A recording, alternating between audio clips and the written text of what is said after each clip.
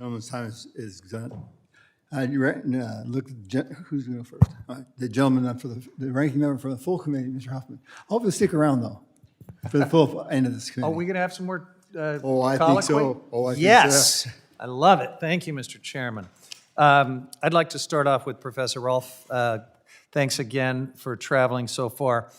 You've written extensively, Professor, about EJA and its design, how it is about giving people with limited means a fair chance to challenge unlawful government action. And from your experience, can you briefly describe the kinds of clients that typically bring cases that get EJA awards, and what's at stake for those clients when the government breaks the law and just tramples on their rights, and yet they lack the resources to finance complex litigation on their own?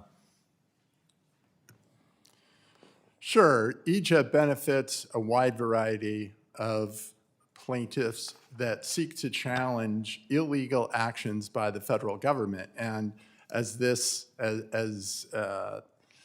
members of this committee have pointed out, no one gets an EJA fee award unless they prevail and unless the position of the federal agencies arguing in court was not substantially justified. The plaintiffs that bring enforcement cases against the illegal actions of federal agencies are wide-ranging, and many of them, as you yourself pointed out, in fact, the 99% of those litigants are seeking their benefits under Social Security and their veterans' benefits. In the environmental area, plaintiffs range from larger national organizations dealing with larger national questions. Impacts to the general environment are felt diffusely by everyone, and so no one is likely to bring a case to challenge those impacts to all of our resources unless they have the broad expertise to both detect what's going on and come up with solutions to that.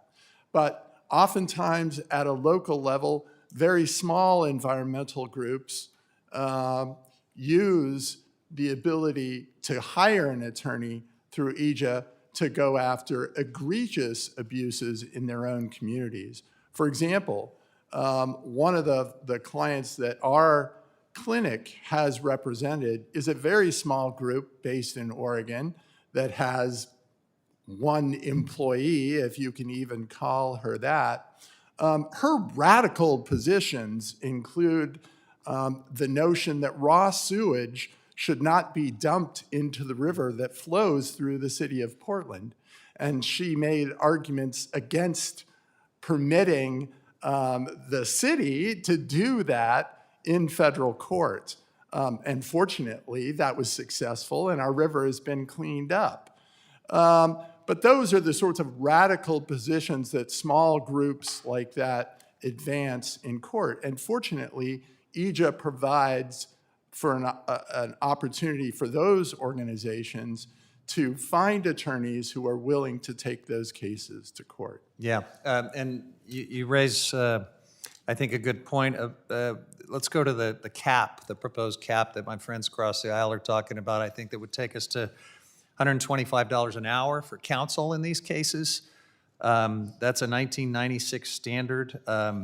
Look, around here across the aisle, we're usually in the 17th and 18th century, so going to a 1996 standard feels like progress in some ways. But I can't get a plumber for $125 an hour, let alone a good lawyer. And as you just alluded to have representation, you sometimes got to go out and find a firm. Sometimes that involves specialties. It's been trivialized in this debate, but environmental law is really complex, and others that use EJA, we're talking about tribes, all kinds of complexities come up where, good luck, you're not going to get a lawyer for $125. Am I missing something? No, not at all, Representative. And in fact, I'd like to point out that specialty training in environmental law is crucial in these cases. And students from all over the country come to Lewis and Clark because we are well known for our environmental and natural resources program. And in fact, I would hesitate a guess that Mr. Joseph's organization hired their general counsel specifically for her environmental expertise, which she gained at Lewis and Clark as one of my students. Well, it's a high compliment then. Mr. Chairman, I yield back. Thank you.